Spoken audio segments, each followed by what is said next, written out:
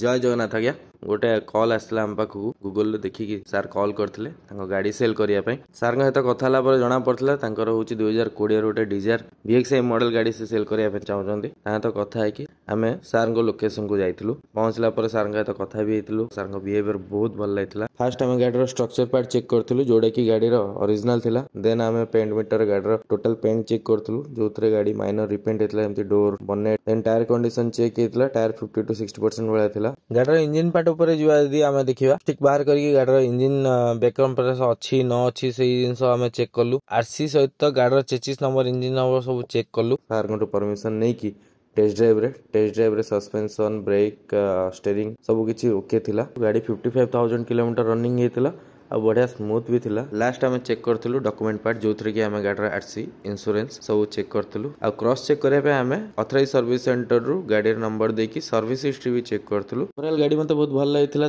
सार सहित आम नेगोसिएशन करूँ नेगोसिएशन डील आम डन भी होता गाड़ी नहीं आसी जाइलु। बर्तमान स्टक इन जय जगन्नाथ मोटर एमती गाड़ी कलेक्शन देखा आम नंबर कॉल करूँ आम पेज फॉलो करूँ। आपण भी कोई गाड़ी जब दरकार कमेंट निश्चित जनातु। रही जय जगन्नाथ।